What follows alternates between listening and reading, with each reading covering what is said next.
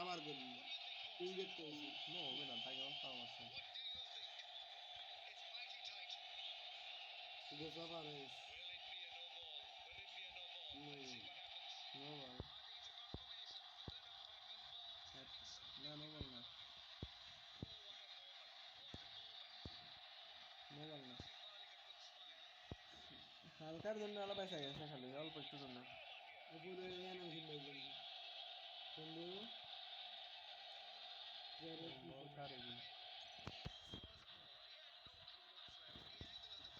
বাংলাদেশের প্লেয়ার তুচ্ছে রে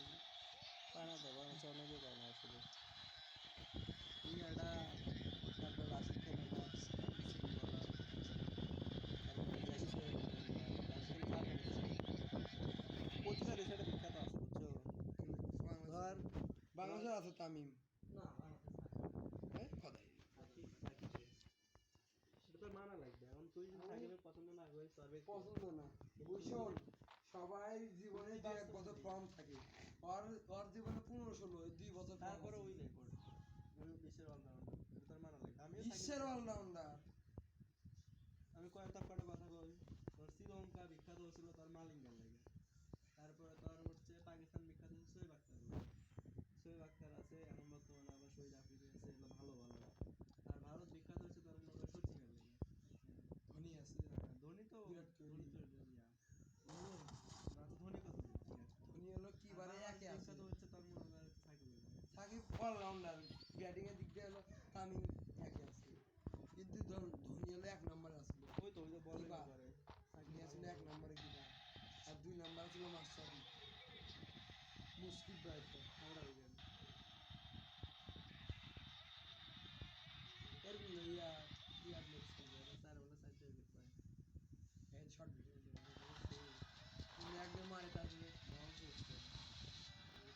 এমন আর কি হবে দেখি বল করবে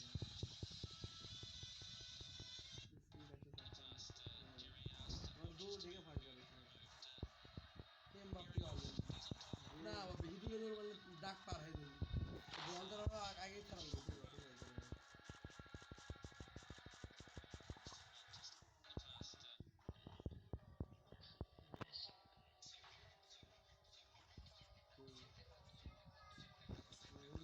কোন সমস্যা দিচ্ছে বল তো বলে পানি না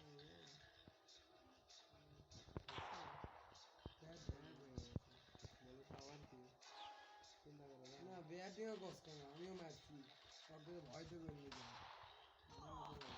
মানলে তো এই জিনিসটা ভেঙে গেল ব্যাট বাংলার ইচ্ছা কি এত দামি ব্যাট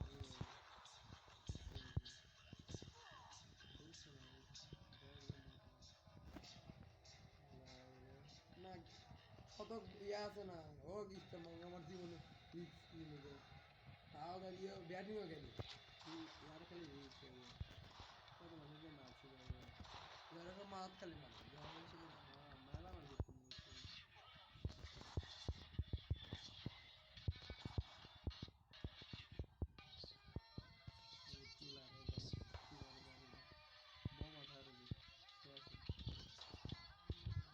না হিট করে পারবে না দাও এটা তো করেছে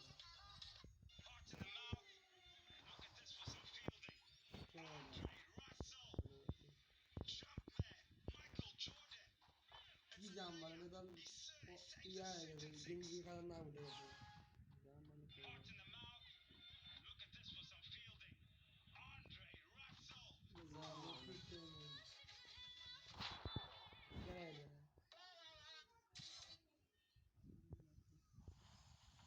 জাম মানে এই যে বন্ধু আগুনে আগুনে ধোনি মারছে ধোনিও খেলছে ধোনি সেই মার দিতে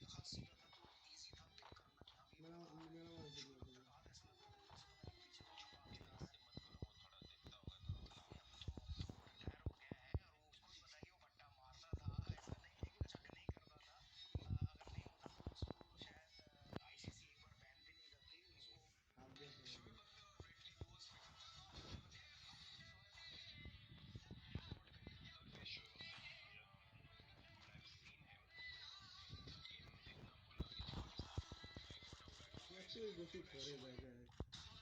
শুনলাম না দিন যাক এখন ঘুরে গেছে এখনো এভাবে তো পারবে